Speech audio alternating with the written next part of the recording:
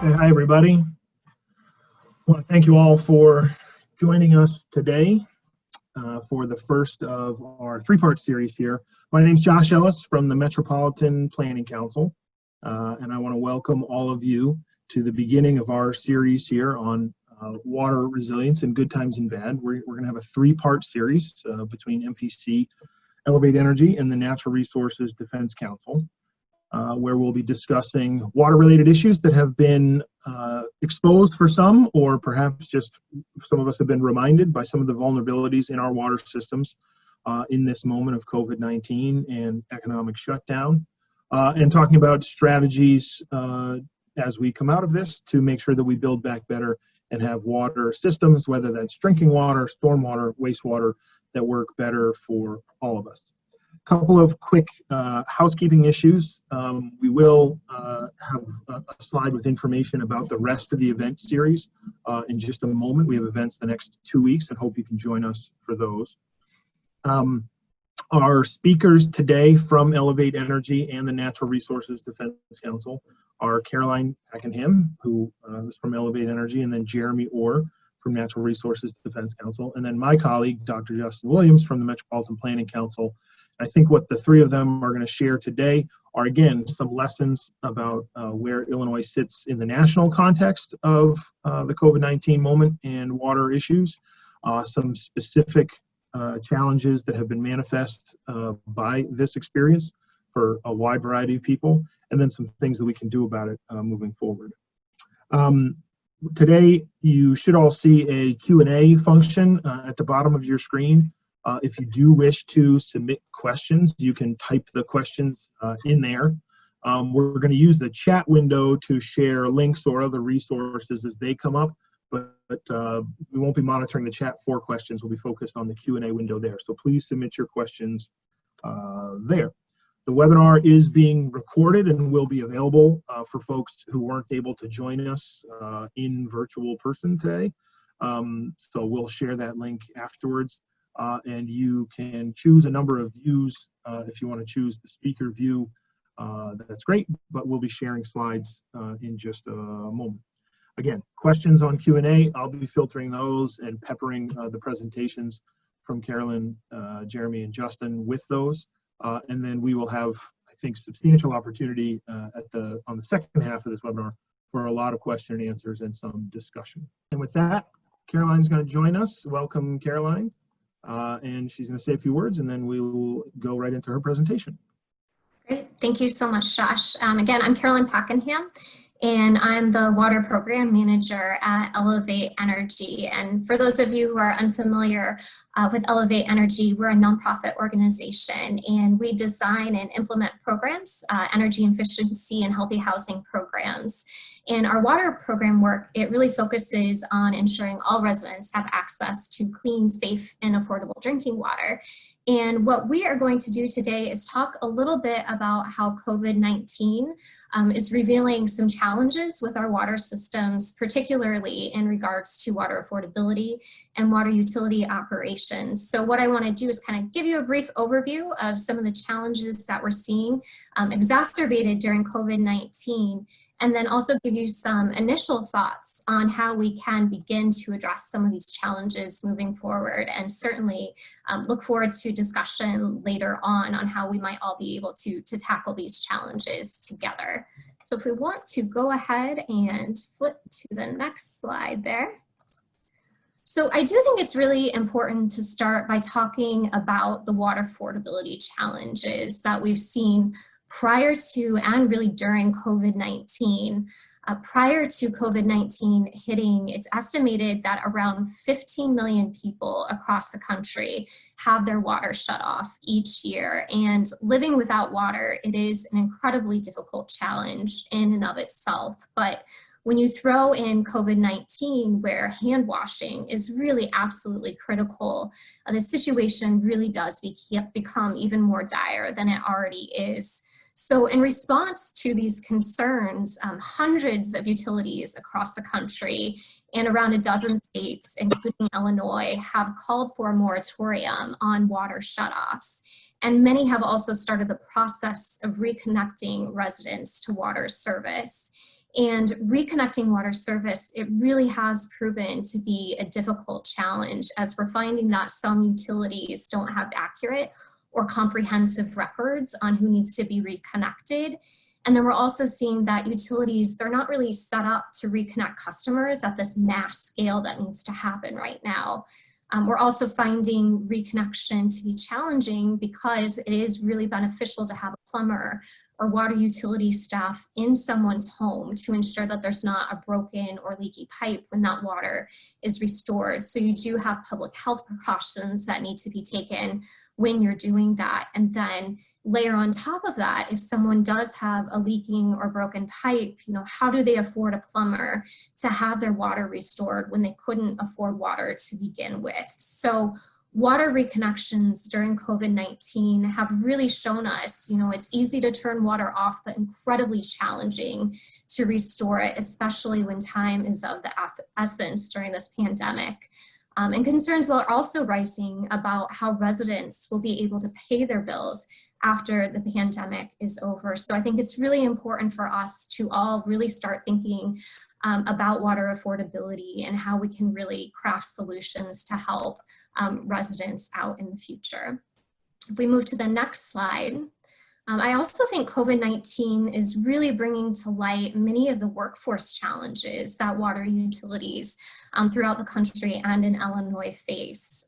Prior to COVID-19, water utilities had concerns about an aging workforce, upcoming retirements, and their ability to attract qualified candidates. And in fact, an aging workforce, it consistently ranks as one of the top concerns for water utilities. And this is according to findings from an annual survey that's conducted by the American Water Works Association. During COVID-19, staffing concerns continue to be at the forefront of the mind for water utilities. And a few weeks ago, the Illinois section of the American Water Works Association, they conducted a survey about the impacts of COVID-19 on water utilities in Illinois. And what it found is that staff health, availability, and continuity of operations is really a top concern for water utilities in Illinois right now. Our utilities are also noting that the skills of their operators, they are really specialized and they're hard to find and difficult to replace. This is prior to COVID-19, but especially during the pandemic. I will also note that our country and Illinois, we do have many small water utilities. And at a small water utility, you may have a very small staff. So if only one or a few people on staff are ill, that does significantly impact your community's ability to provide safe drinking water if you do have staff fall ill. And if you think about it, all of our water utilities are facing the COVID-19 challenge right now, so it's not as easy to rely on each other during these dire situations. In addition to the staffing concerns being at the forefront of minds, water utilities are also concerned about running out of PPE equipment, having disruptions to their supply chain, and then also experiencing reduced revenue. So these are just a few of the challenges that have been noted in Illinois and that we're seeing bubble up throughout the country. If we want to flip to the next slide. So I think a lot of the challenges that we're really seeing come to the forefront right now, and again, a lot of these existed before, but we're really seeing exacerbated during COVID-19, I would say, is challenges with water affordability, data management issues at water utilities, the need for better emergency preparedness and planning, and then overall workforce challenges in the water sector. And so moving forward, I think it's really important for us to talk about what we can do around water affordability rates and programs, and not just at the local level, but at the state and federal level as well, to really better support residents who are struggling to pay their water bill. We also need to work with and support our water systems to update and streamline their data systems and meters. Our water utilities should know who needs to have their water restored. COVID-19, it's also showing us that more thought and planning should be given toward emergency preparedness. So really providing support, training and resources to develop and implement emergency plans.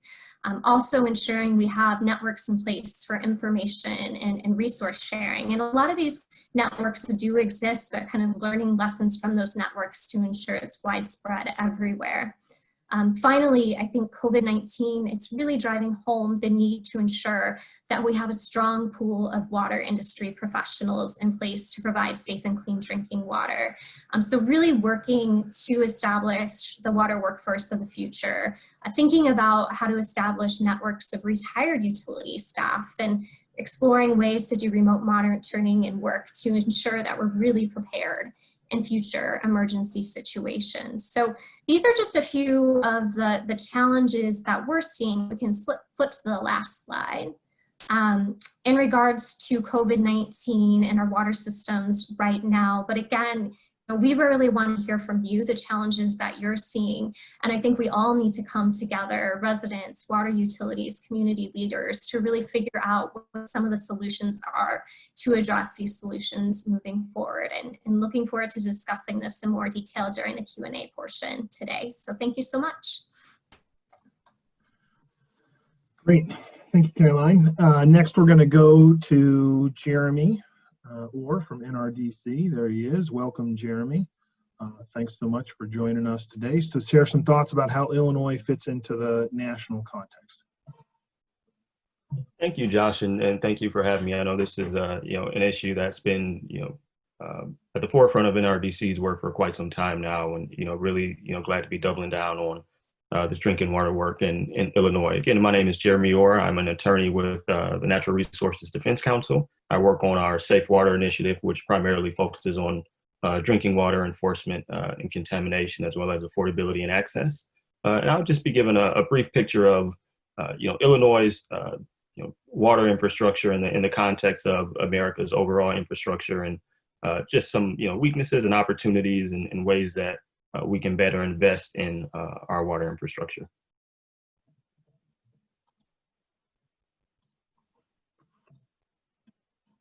Sorry, Jeremy, 2 seconds. No problem.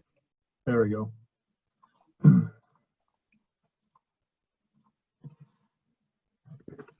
you can go to there we go. So, it's no secret that America's, infrastructure is aging right across the board in all areas of infrastructure, and water is no different. Our water infrastructure, I guess just for starters, there are over, 300 million people that receive their water, into their home via, a public or community water system. That's over 90% of America that is, receiving water through, a normal system or some smaller system. And that water is, transmitted, from surface to treatment to our homes, across, over 1 million pipes, and on the receptive side, it takes place over the course of 1.3 million miles of sewer.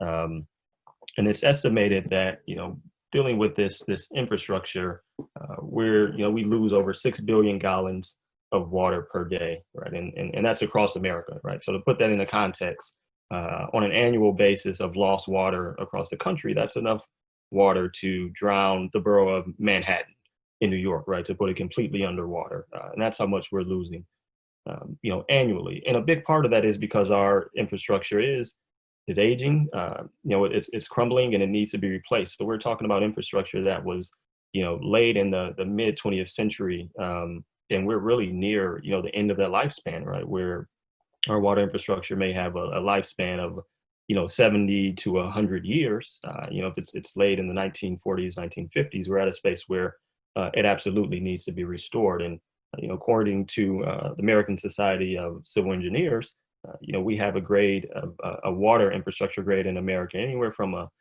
D to a D plus. Next slide.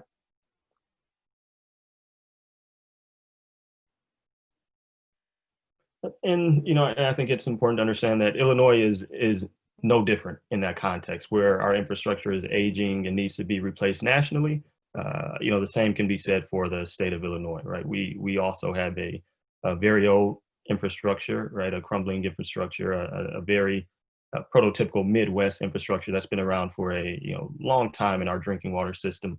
And one thing that become very clear over, the last 10 years or so is that our systems are at capacity. Our infrastructure is at capacity, and it's limited in the, amount of water that it can move safely and adequately, through our pipes and mains, right? So, systems that were only meant to carry, X amount of gallons of water, per day are now carrying astronomically more than that into, in the homes and buildings at this point. And that results in a lot of issues, right? Whether it's main breaks, whether it's leaks, right? And all these things that come with the repercussions of water loss and water waste, right? And I think as we talked about, America's losing billions of gallons of water a day. The same can be said for Illinois, that's often losing literally millions of gallons of water per day as well.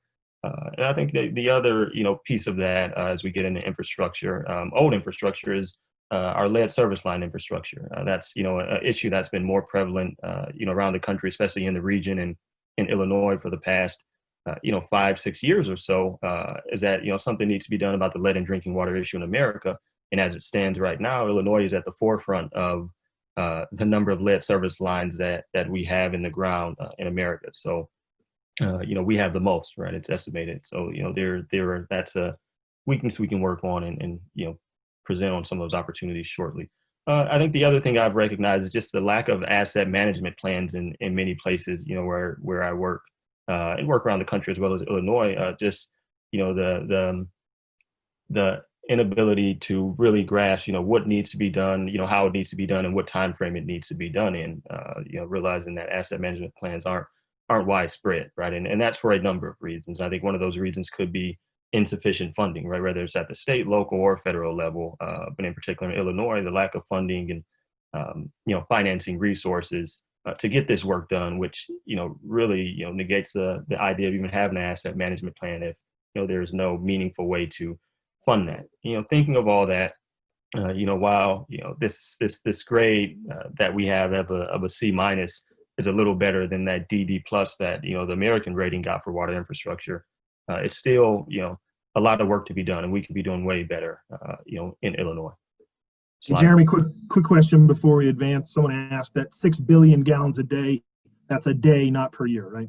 Correct. Yep. That's a day in America across the country. Thank you. Thank you. And coming off of these shortcomings and weaknesses in Illinois' infrastructure, there are some great opportunities that set the stage for us to really invest in water infrastructure here in our state. One I think is as very obvious one, as many Midwestern states, is proximity to fresh water. Right, there's no shortage of it, but we have an opportunity to be much better at protecting our natural resources and finding innovative ways to to get that water from the surface to the homes and those who need it. I think the other thing is just kind of heightened public awareness at a time where drinking water contamination is really at the forefront of people's minds. And even as we're in the midst of the COVID crisis and realizing that the best thing we can do to protect ourselves and our communities is wash our hands, which involves access to having clean, safe water to do that in. I think it's it's really prevalent, and it creates a unique opportunity at this moment in time. I think the other thing is just the potential that we have to be a leader in the United States. As I mentioned, there are a number of areas of drinking water and wastewater and water infrastructure in which Illinois has a major problem, but that also sets the stage for us to find major solutions which can really lead and drive what other states around the country are looking to do. And I think one thing I've also noticed is just the expansion of low-income assistance programs, and as well as kind of looking at exploring setting income-based rate structures, as my colleague talked about before. Just this issue of affordability, right? Assistance and affordability. I think there are plenty of opportunities coming down the pike at the state level to say there are communities that need more support.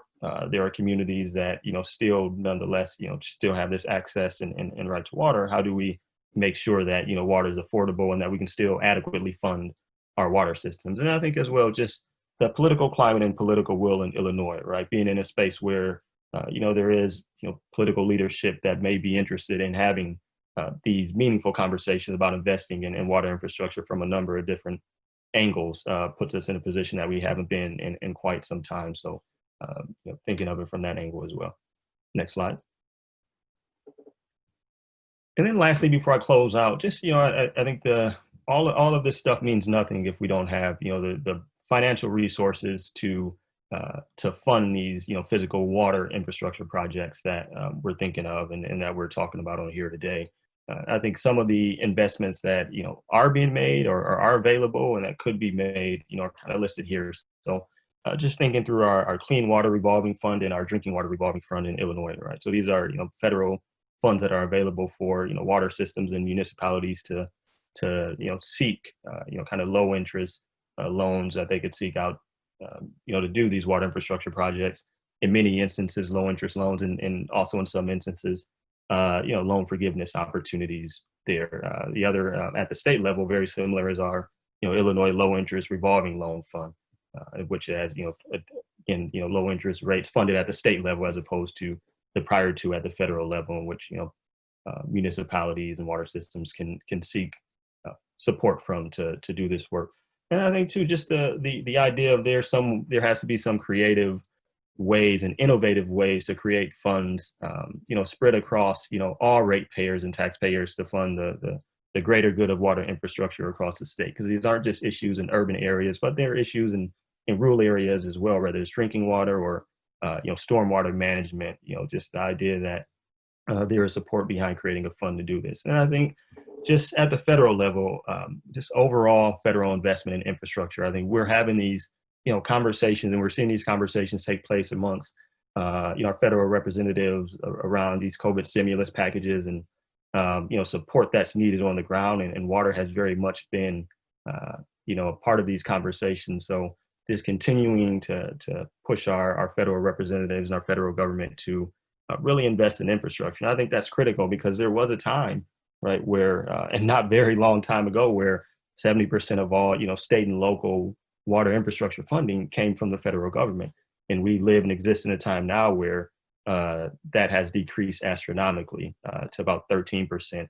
But yet the need for, upping our infrastructure and renovating it is actually more of a necessity now than ever before. Next slide. And that's all I have. I think, some of these issues that I touched on will, be touched on by my, colleague who will go next, Justin, but just, been a great opportunity to share, some of the thoughts and ideas of where we struggle at and how we can continue to progress on water infrastructure in our state. Thank you. Great. Thanks, Jeremy. I want to welcome in my colleague from Metropolitan Planning Council, Justin Williams, who's going to pop up here in a second. Before Justin gets into some opportunities for things that we can do, I just want to remind folks, if you have questions, please do submit them using the Q&A function that is on your screen. One of the questions that we already got was that clarification on whether Jeremy meant 6 billion gallons per day versus per year, and it's per day. And we just had another question answered, which may be part of Justin's presentation, about where the city of Chicago is with its lead pipe replacement.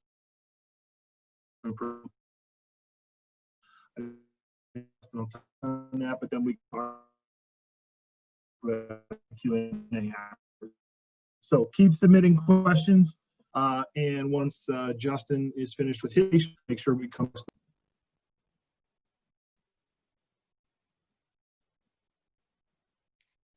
Hi, everyone. My name is Justin Williams, and I'm an associate at MPC, as Josh mentioned, where I am on the research team.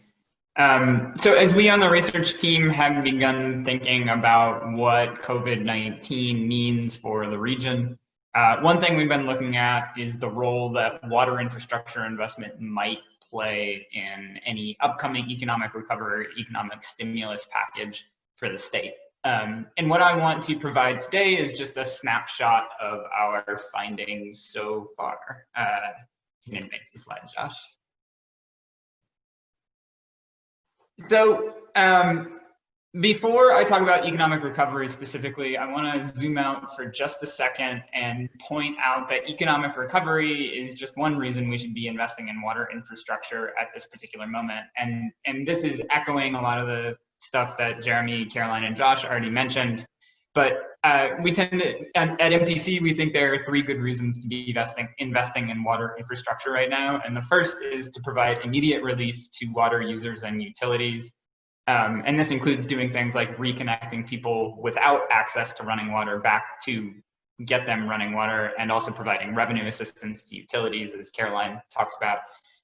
Second, we need to make sure that we're investing in water infrastructure so that we can minimize the strain on communities and increase our collective resilience to shocks like the public health crisis we're facing right now.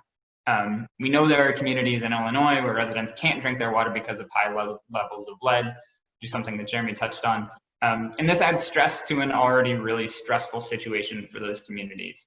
So investing in water infrastructure now means that there will be fewer of those problems to face all at the same time when something like what we're facing right now happens.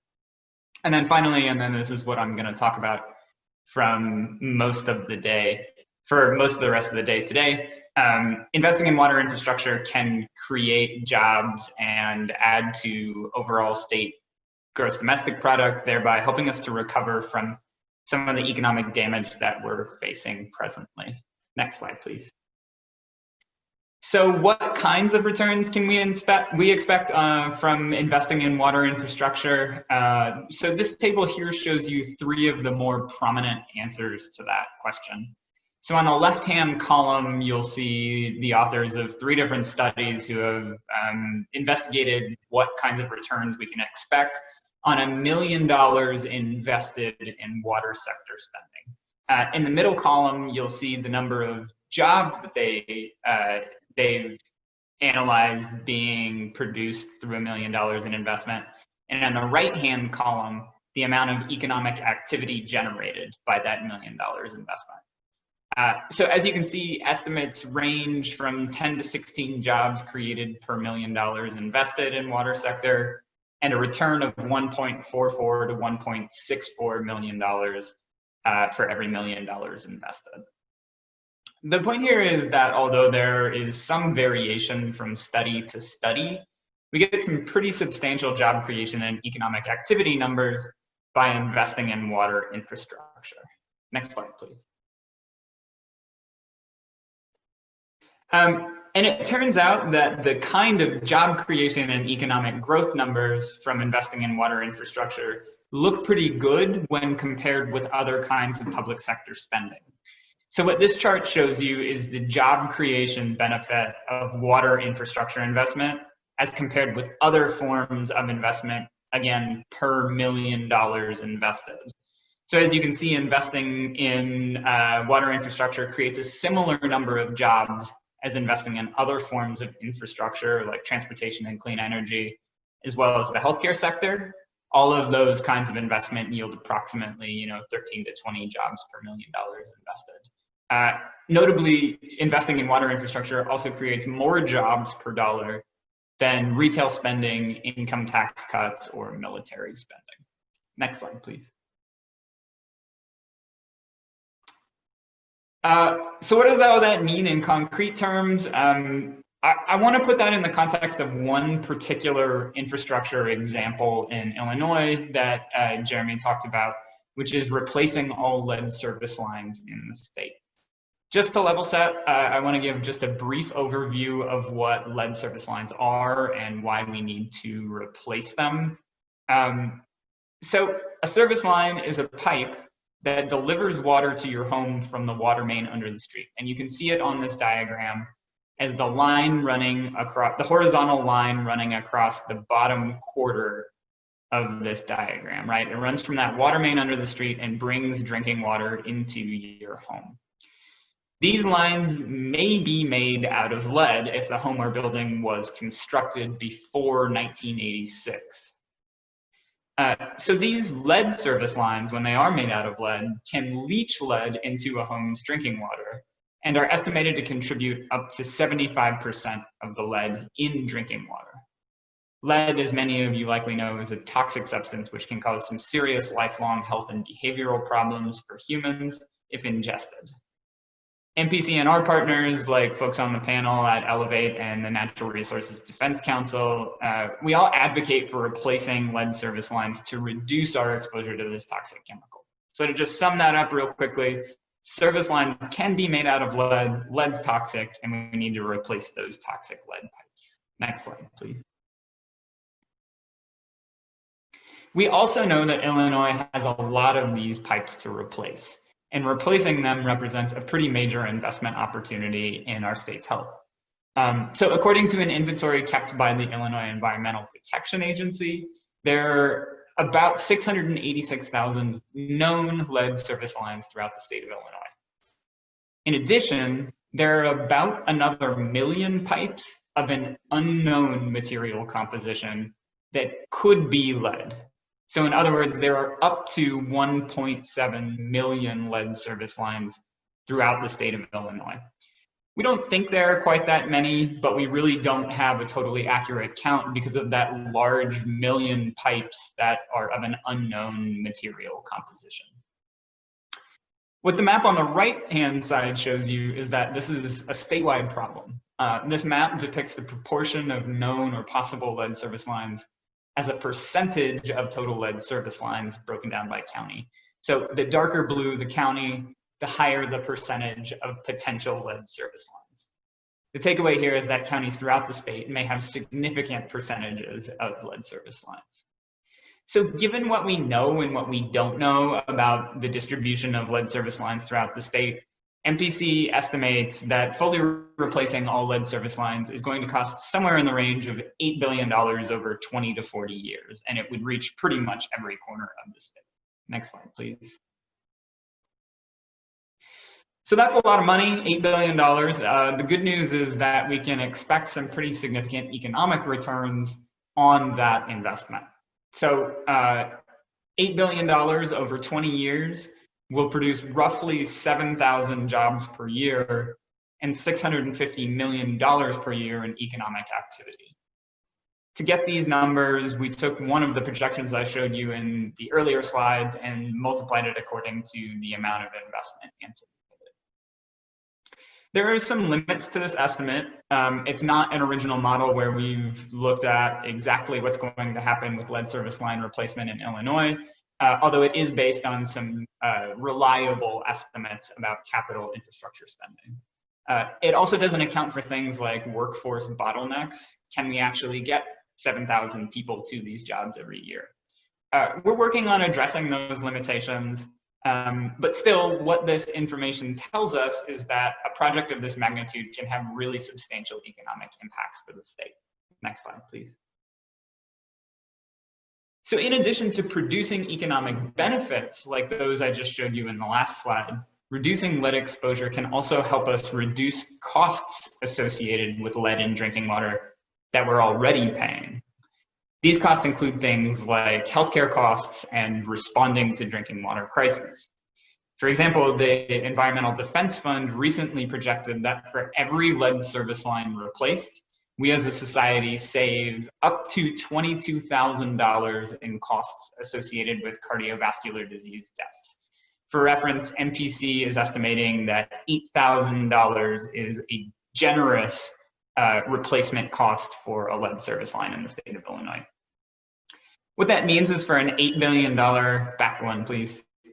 Yeah, for an $8 billion investment, we could save up to $16.5 billion on these cardiovascular disease costs. It's a pretty impressive return, and it's just one of the potential health benefits that we would see as a result of replacing lead service lines. Additionally, we could avoid costs associated with lead in drinking water crises.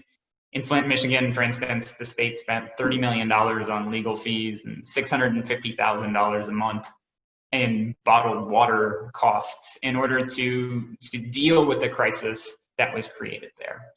And the takeaway here is that we're already paying a price to keep lead service lines in our drinking water supply. By replacing those lines, we both reduce those existing costs and also generate jobs and economic activity. Next slide, please. I want to stress one really important thing here, and that's that if any infrastructure project like this is going to be a genuine recovery effort, it needs to ensure that people in communities of color are really intentionally brought into the hiring pipeline. We know that communities of color have been disproportionately hit by this pandemic, in large measure because of our nation's failure to invest in those communities. And so any infrastructure investment program needs to ensure that the economic benefits of these kinds of projects go to these communities that have been hardest hit. That's going to require some really thoughtful and careful program design and deliberate outreach. One example of this that I want to just highlight is the Illinois Clean Water Workforce Pipeline. It was a program established by a bill in the 2019 legislative session here in Illinois, and it provides grants and programming to train a diverse workforce, including foster care alumni, people returning to their communities from the justice system, and people from environmental justice and low-income communities, and to train them in drinking water supply, wastewater treatment, and stormwater management. It's just one good example of the kind of workforce training we need to focus on in any upcoming economic stimulus effort. Next slide, please.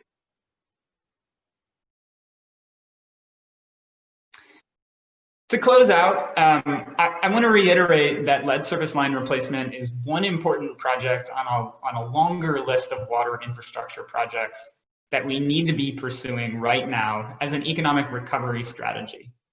Jeremy already touched on some of these projects that I've got listed here, things like green stormwater infrastructure maintenance and upgrading drinking water infrastructure, and there's a whole host of other ones. It's a smart way to provide employment opportunities in the middle of a major economic downturn, while also investing in our state's long-term health and well-being.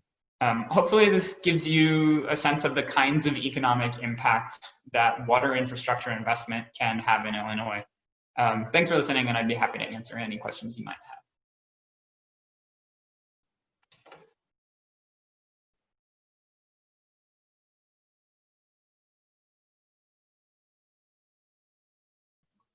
Thank you, Justin, and thanks everybody. I apologize, my audio faded out before when I was speaking. I think my kids were trying to watch something on streaming internet. A couple questions did come in, and the first one I'm going to toss to Caroline. I think because we got so much into a discussion about how lead issues could be part of recovery and stimulus, we got a couple questions specific to lead, and Caroline was wondering if you could handle them. What is the best way to figure out if your property has a lead pipe, and then what do you do about it if you do have one? Sure, no, that's a really good question. So it depends on what community you're in, but some communities in Illinois, there's about a dozen, they do have what's called an online water service line inventory. So you can actually log on to your water utilities website, input your address, and it will show you the material of the water service line that's connected to your home. So that is one way that you can determine what your water service line material is made of. I do know close to Chicago, the city of Evanston does have this online lead service line inventory where you can look up that material. If you don't have that type of inventory, you can certainly try calling your water utility. I know in the city of Chicago, when we've tried to kind of work with some childcare facilities to see if they have a lead service line connected to their building, we did actually look at the Water and Sewer Atlas to see the year that their water service line was installed to get clues about whether that might be made of lead. In Chicago, water service lines were required up until 1986. So if you're in a home or like a 1 to 4 unit and it was built before 1986, there's a high chance that you do have a lead service line connected to your home.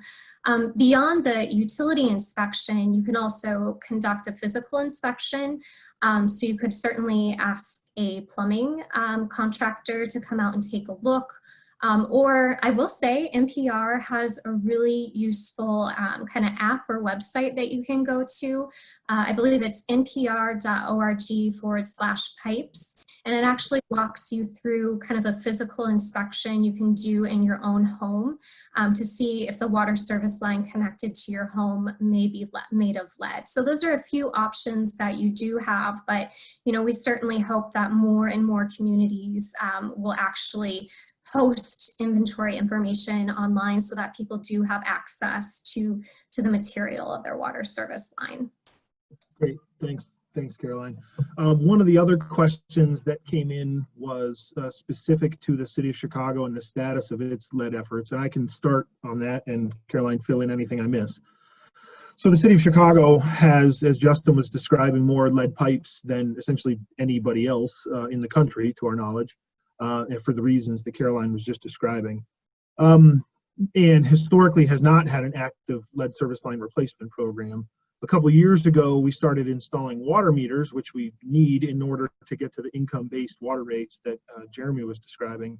But in doing that, that was shaking lead loose from pipes. And so the water metering program was shut down because we didn't have a lead pipe replacement program.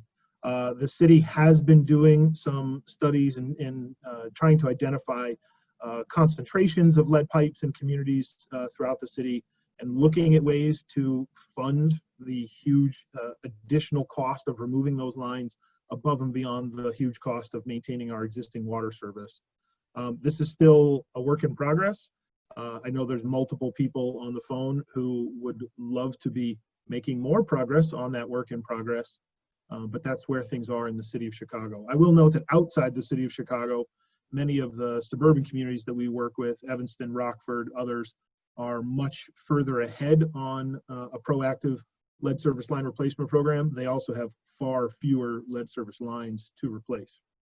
Caroline, anything else you want to add there on city of Chicago and where they're at? Yeah, no, I think you covered pretty much what I would have covered. I'm not aware of an active program right now, but I've heard, the same thing that you have, that there is exploration about how to make this happen. Great. Jeremy, you have also been working in Michigan and Ohio, states that are very similar to Illinois in many ways, including Great Lakes water. In stepping back from lead for a second, in just looking at how these states and communities in them are seeing their water resources impacted by COVID-19, whether that's shutoffs, reconnections, what are we seeing from the other side of the Great Lakes? Yeah, I mean, as you mentioned, we work, throughout the region and out the country to really fight to keep folks water on and make sure people have access to water during these, really, really trying and kind of, unexpected times. And what we're seeing is that, this, if you're asking people to stay at home, right, you're mandating they stay home. The most critical thing that they need, as I mentioned, right, is access to running water in their homes, to be able to wash their hands, to be able to drink, to be able to cook, to be able to bathe. And we're seeing, across the country, plenty of people who simply, do not have that, right? In Illinois alone, as we've been looking at it, we know, for a fact there are thousands of people in their homes, without water. And, same can be, said for our work in Michigan and other places. I think what we're finding is, I think water utilities and municipalities are realizing that, access to water, clean, safe water is much more of a priority for people than I think, they had really realized, right? They're seeing that, without any meaningful assistance, any meaningful affordability plans in place, right? It's going to, perpetuate a cycle that continues of our most vulnerable communities not having access, especially at times when they need it most. So I think this has really sparked conversations, locally and nationally around how do we create the infrastructure to make sure that everyone has access to water, regardless of income or ability to pay. I think that's something that's really going to be followed up on and have a lot of energy on the other side of this crisis, in states throughout the Midwest, around the country, and probably in Illinois.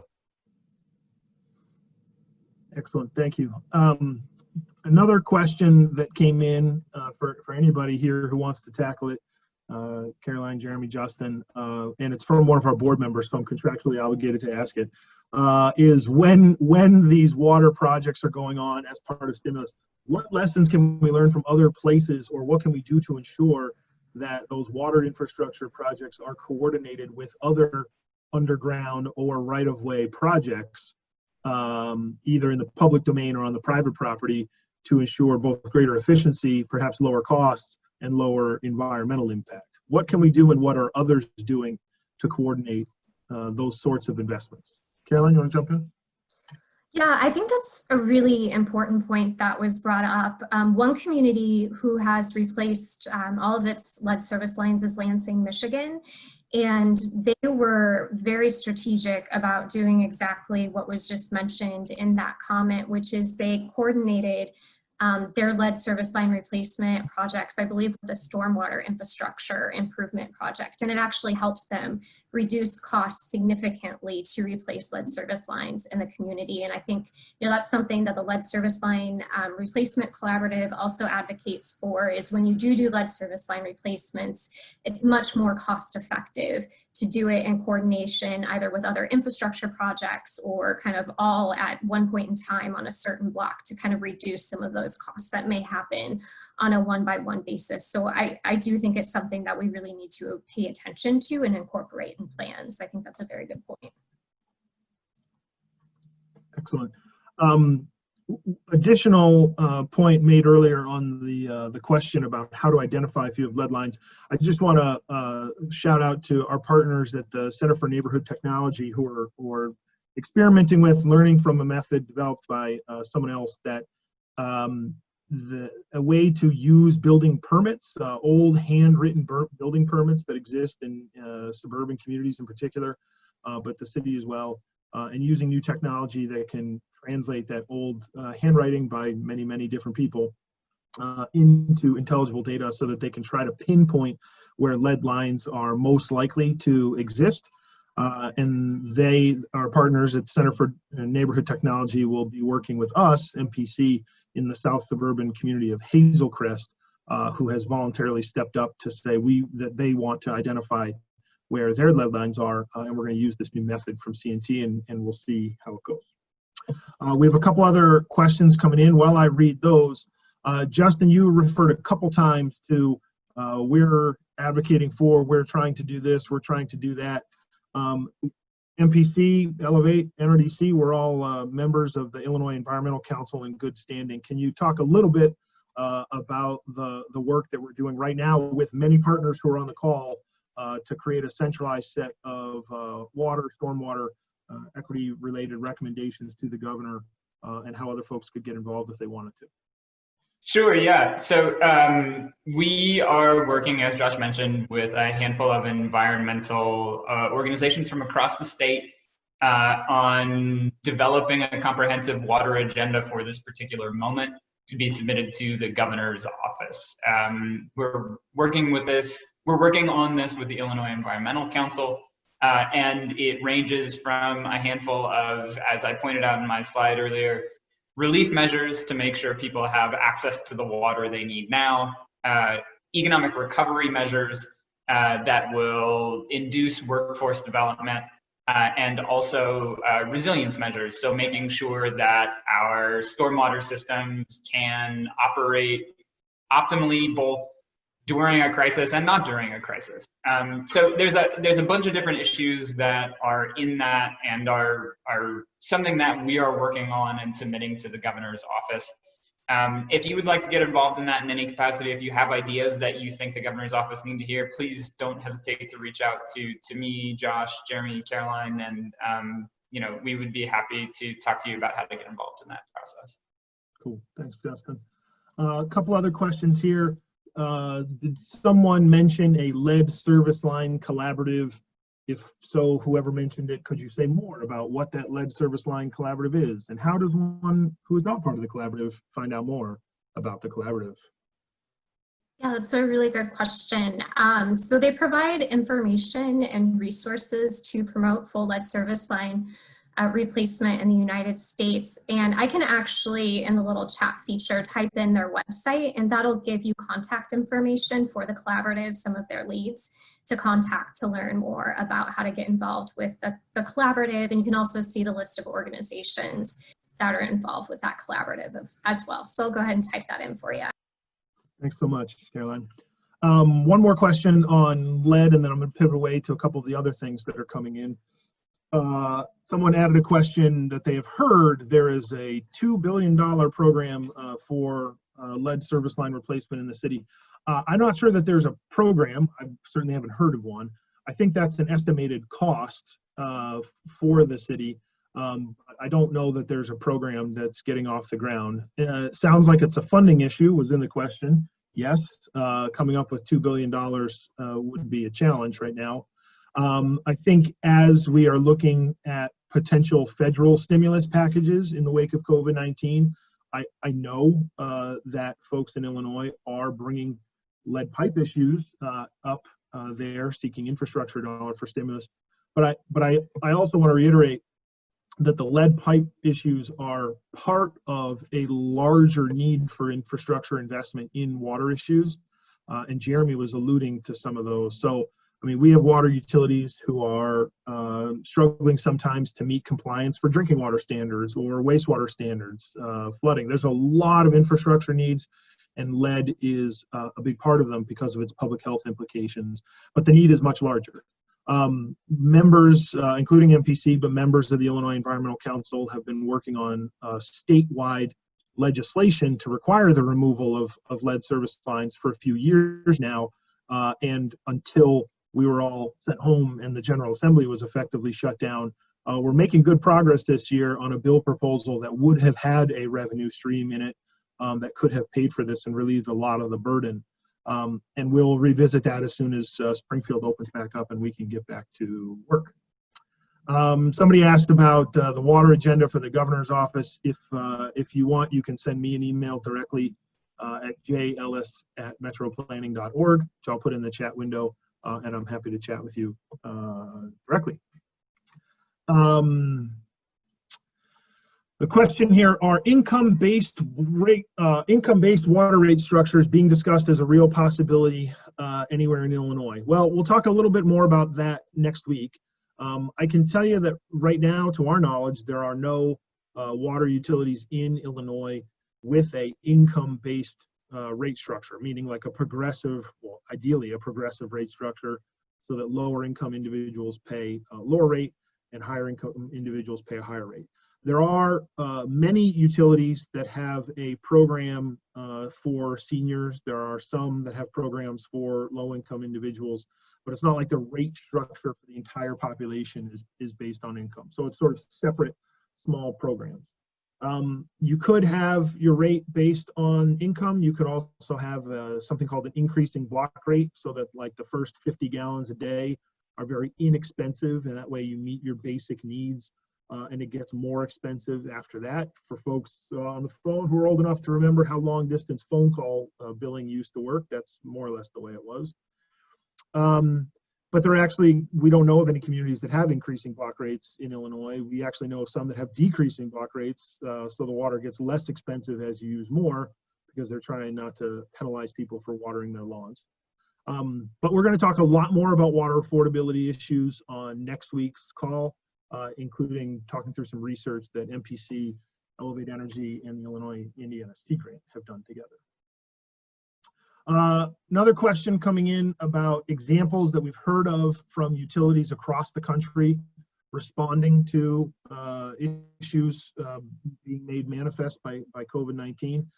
Be interested to hear from folks about what they're hearing from other places. I can tell you that we did get some good anecdotes out of that survey that Caroline was describing that the Illinois chapter of the American Water Works Association did. Some communities, even places like Aurora, who remember is the second biggest municipality in Illinois, they, as soon as they heard that folks were going to have to be staying at home, they already had a list of people whose water services have been shut off for some reason, and they just went around and reconnected everybody's water, and they're figuring out how folks will pay for it on the other end. And we've heard from several utilities that they've been doing that. But interested to hear from Jeremy or Caroline or Justin, other stories you're hearing from water utilities elsewhere in the country responding to some of these issues that we should get into the mix here in Illinois. Jeremy, take it away. Sure thing. I can dive into that.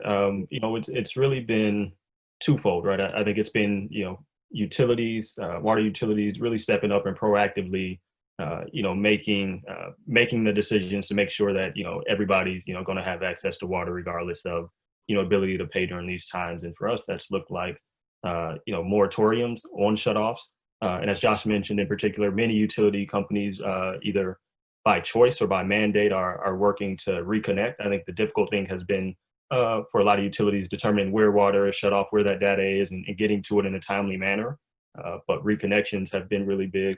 I've also seen really the expansion of low-income assistance, water assistance programs that will, kick in. The plans are made and will kick in, following the COVID crisis.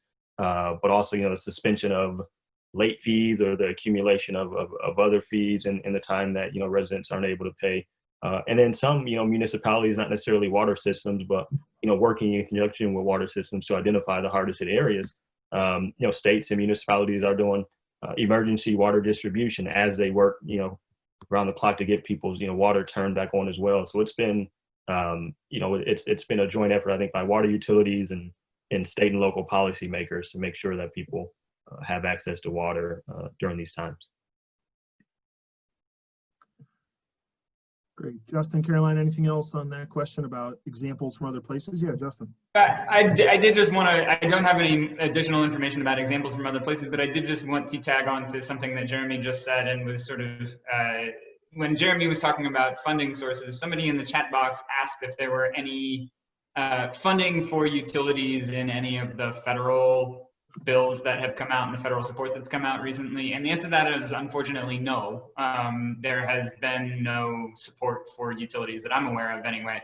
There was an attempt to get funding for a low-income bill assistance program into one of the amendments to the most recent CARES Act, but that, or the second to most recent CARES Act, I suppose. But that did not ultimately get passed.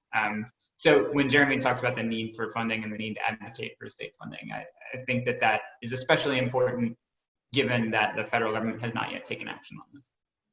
Justin, since you have the mic, there's a follow-up question on some of the research you had dug up looking at job creation. Do you have a sense of why we see larger job creation outcomes in the water sector as compared to some others? I don't know. It's a good question, and it's something that we'll follow up on. Yeah. Whoever, that question came from an anonymous attendee. If you email jwilliams@metroplanning.org, he will find an answer for you.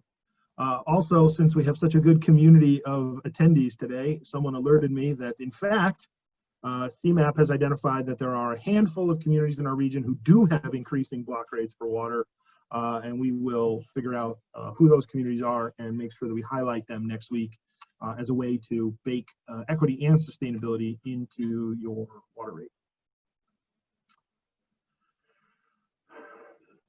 One of the other questions that came in is, other than dollars for funding, are there any other hurdles that keep programs from getting started or impact efficiencies?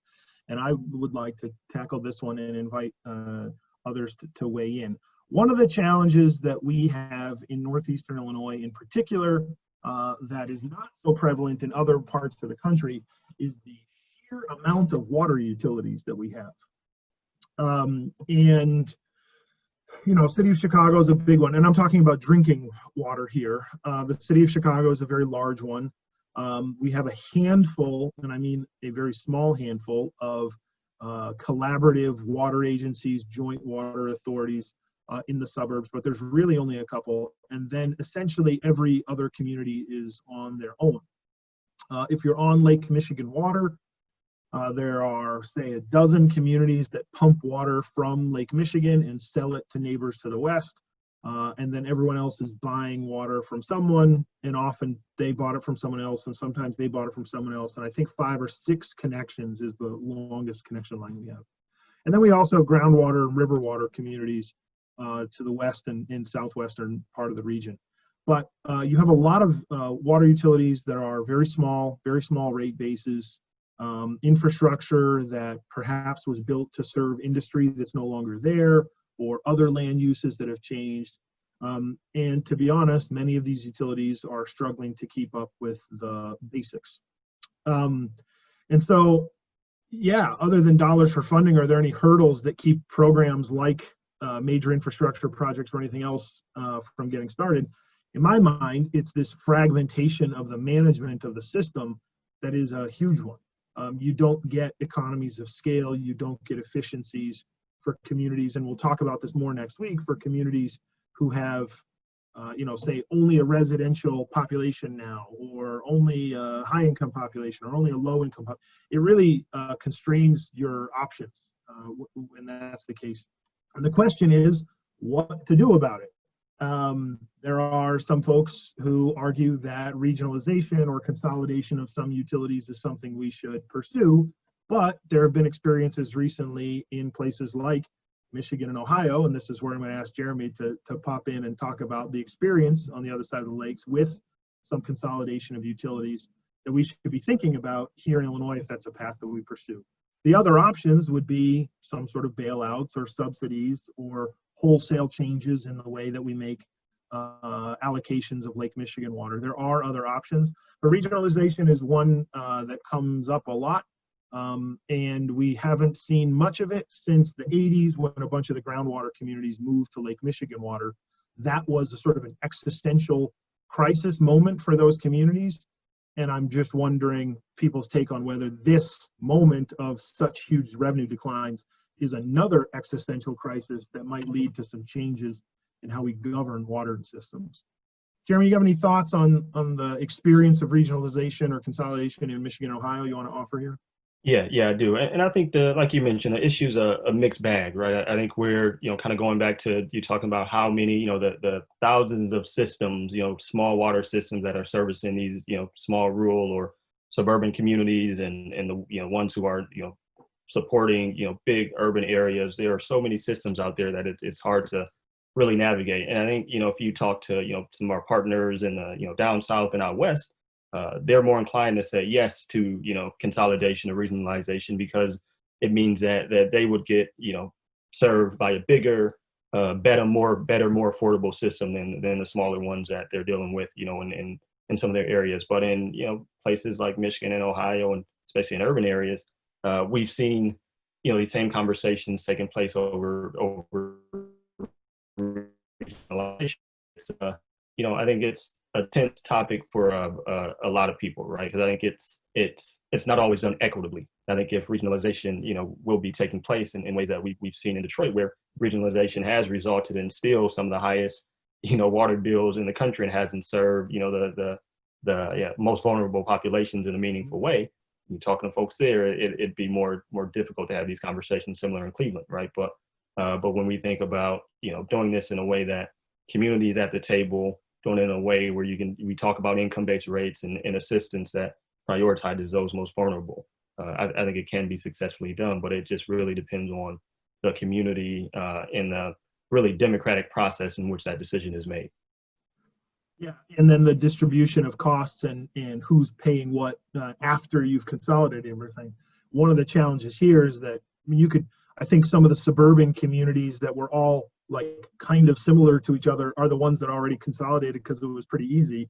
Where you have the communities that would seem to benefit the most from joining a larger system, the question is, what is the incentive to maybe some of their surrounding utilities who are in a better financial position to absorb or join or merge this? And so this is not a path we have gone very far down. It's an idea that's out there, and we need to be prudent about it, but careful about it so that it actually helps the folks we want it to. There was a question that came in about forecasting the type of support we can expect from the federal government. I don't think any of us here know what kind of support to expect from the federal government in terms of COVID-19 related relief. I will say, I know Justin and I were on the phone with Senator Duckworth's office the other day, and as a reminder, she holds a senior position on the Environment and Public Works Committee, and her staff that we were speaking with are not clear whether there will be another COVID-19 response or stimulus package that includes major infrastructure. And then we heard later from Representative Quigley's office that there probably would be, and then we heard later that there might not be. So we don't know.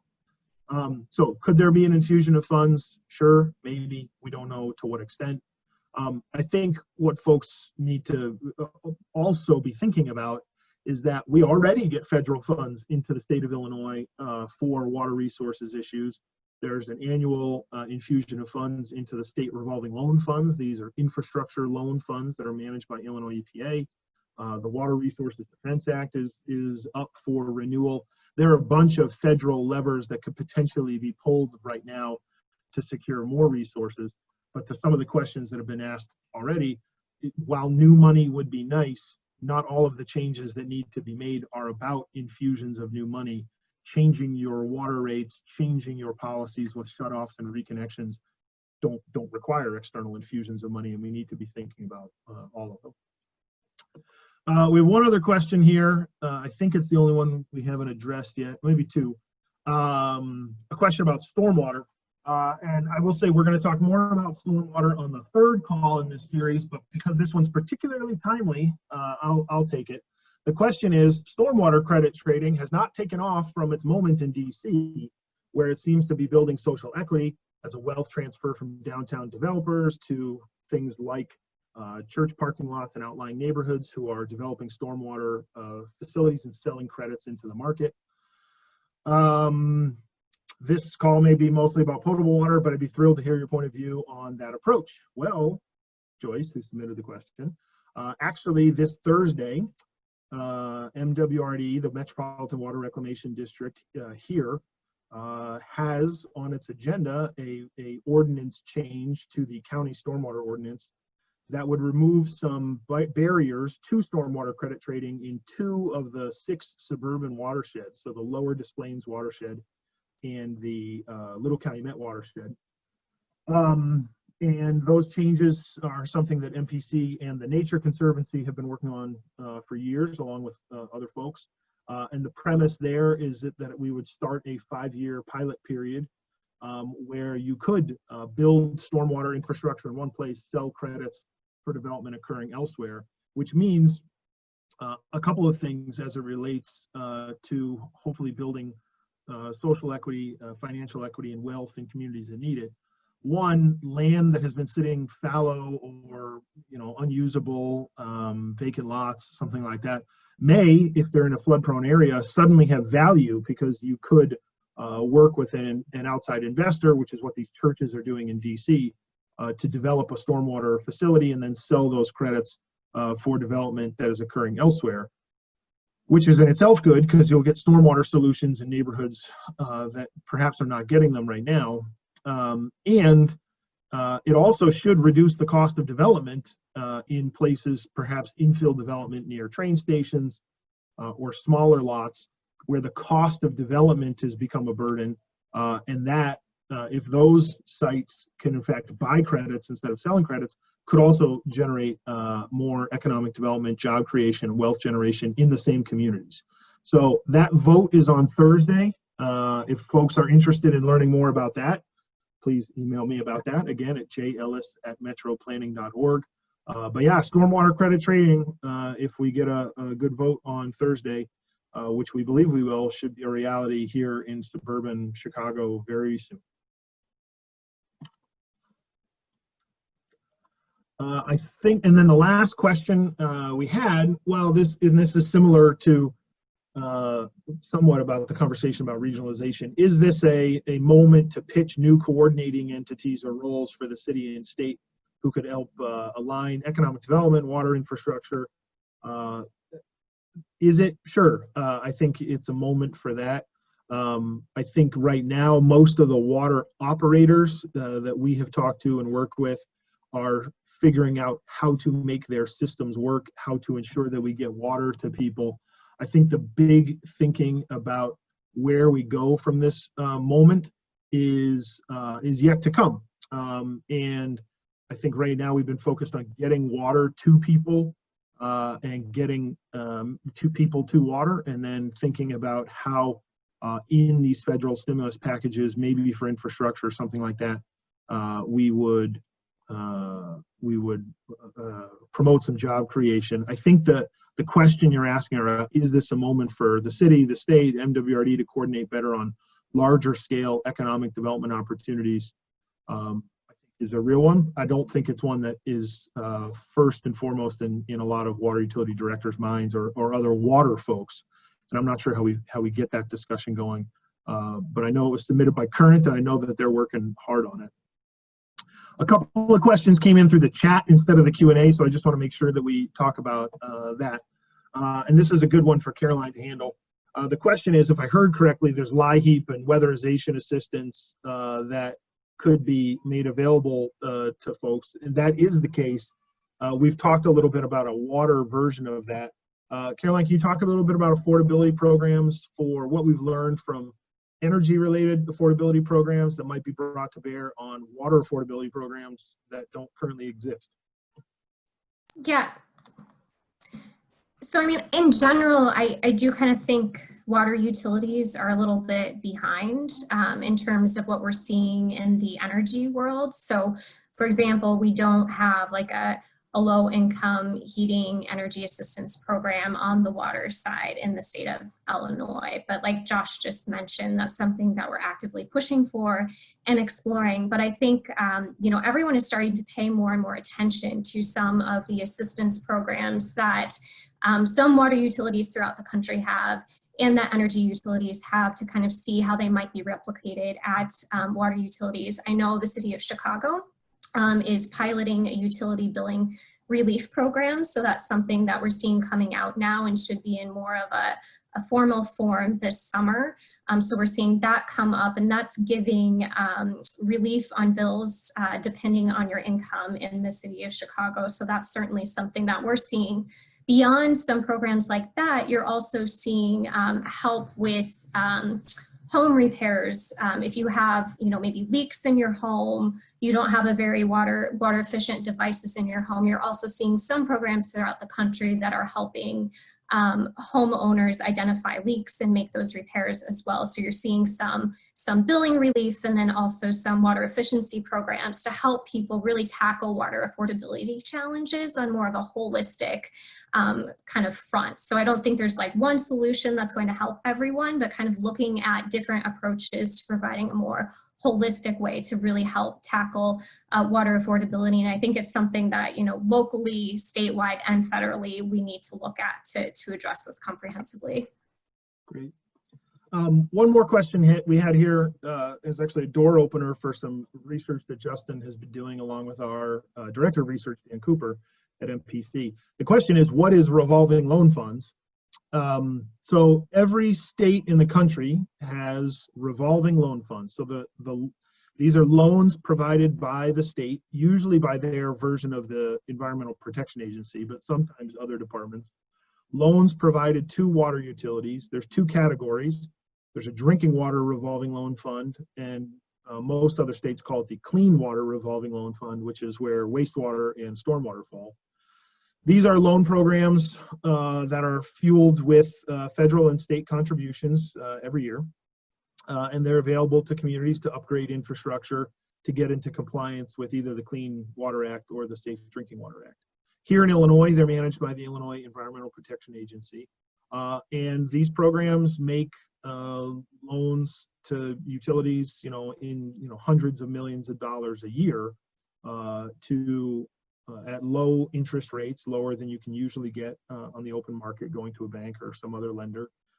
And they're used extensively throughout the state. Some of the challenges that we've seen, and Justin and Dan have started digging into this, challenges we've seen in the past are administrative burdens to those loans, which are impediments to the lowest income communities in the states actually applying in the first place, let alone getting the loans. You can't, for a long time, you weren't able to include the design and engineering costs of your project in the loan funds. I think that's been addressed. But that meant that you had to front a bunch of costs in order to apply for the loans, and then you couldn't get recouped for those costs. What that meant was that communities essentially couldn't apply in the first place. There are still some administrative challenges. It takes a long time to get these loans. But what we're seeing is that the state is trying to forgive some portion of the loan or offer different interest rates, partially based on income. partially based on community size. And that's, in the last couple of years, there's been a much more concerted effort to do that. And Justin, you want to jump in? You've been looking at some of the data here to see what the performance of that is and who really is and isn't getting the money, even as we've tried to do that. And this is research we haven't released yet, so you are hearing this. Yeah, I mean, I'd say just preliminarily, I think that what we're noticing is that disproportionately the communities that are receiving any kind of loan tend to be significantly wider and significantly higher income than the state average. And we don't really know why yet. And as Josh mentioned, the Environmental Protection Agency has been working to try to figure out what's going on. But it is a trend that we're noticing that lower income communities and communities of color are tending not to receive these loans at as high. They're less likely to receive these loans in the first place. Yeah, I think that's what I feel comfortable sharing right now. Yeah, and I think our take on the data and anecdotally is not, to be very clear, not that communities of color or lower income communities are being turned down for the loans. What we believe to be the case is that they're not applying for the loans in the first place because of these continuing administrative barriers. But that's what the loan funds are. They're sitting there, there's money. The question is, how do we better enable communities to get access to it? For rural communities, the Illinois EPA has a partnership with the Illinois Rural Water Association. The Rural Water Association helps lower income rural communities apply for those loans. They help them with the paperwork, they provide technical assistance. Currently, we don't have a model for that in urban or suburban Illinois. I know that Illinois EPA and don't think I'll get in trouble if I say Illinois EPA and CMAP are talking, CMAP, the Chicago Metropolitan Agency for Planning, are talking about that kind of model and what it could look like in Chicago and really more in the suburbs of Chicago. But at the moment, it doesn't exist yet. So the money's there. The question is, how do we get the communities that it was designed to help? How do we make sure that they have access to the funds that are already sitting there? One more question. This is probably a Caroline one. Are you aware of policy in the city of Chicago that you can't get a meter installed if you're overdue on paying the bill? What is the relationship between bill payment, meter installation? Caroline, do you know the city policy on that? I don't. Yeah, I would recommend reaching out to the city on that, but I do know there's kind of the hold on doing anything with water meter exchanges right now just because of the lead study. So that's all the information I have.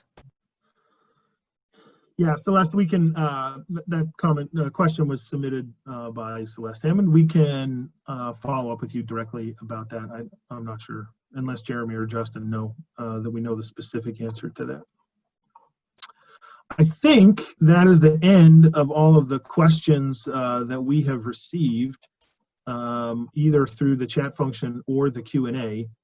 So with that, I just want to thank all of our participants, and if I could invite everyone for just one final thought on what our attendees can take away from or needs that we need to be mindful of as we think about water resources, stimulus, response to COVID-19. Any final thoughts for folks on the phone today? Caroline, any final thoughts? Yeah, I think it's just really important for us to really use this as a moment to think very seriously about water affordability and to have serious conversations about solutions that communities, states, and federal government can push forward to really help our most vulnerable customers not only have access to water, but to not get behind on bills in the first place. So I think this is a really important moment for all of us to have these conversations. But I also think we're seeing that there are some real opportunities to really build a water workforce of the future and really stimulate our economy to help with a lot of the infrastructure challenges I think were really shown during today's webinar. So I just hope we don't lose these conversations and really use them to push. Okay. Caroline disappeared there at the end, but that's all right. I think we got it. Thank you very much. Jeremy, any final thoughts from you? Yeah, I mean, I think, being a part of this conversation has been terrific. I think there's the crisis that we're in the midst of has exposed a lot of inequities within, drinking water and even our, wastewater infrastructure. And, glad that folks were able to join us in such high numbers today and stay on, and looking forward to joining next week as well and continuing this conversation. Great, Jeremy. Justin, any final thoughts? I would just echo much of what Caroline and Jeremy have already said, and I think that water infrastructure investment at this moment is going to be especially critical for any kind of economic recovery. And yeah, I think it's really important that the federal government knows the value of that for an economic recovery. Thanks, Justin. The only thing I would add, in addition to my thanks for everyone, is that priorities, whether it's federal, state, local, the priorities that the decision makers and the policy makers are grappling with right now are obviously informed by folks that they're hearing from. And if you are on this call, listening in, submitting questions, curious to know more, it's probably because you think water resources all the time, but specifically in this time because of access issues, because of shortages, are important. And so make sure that the folks who are making decisions in your community or for your state or for the federal level are hearing from you that you want to see water issues in the mix. I want to thank everyone for participating today. Thank you all for your questions. Much appreciated. Thank you all.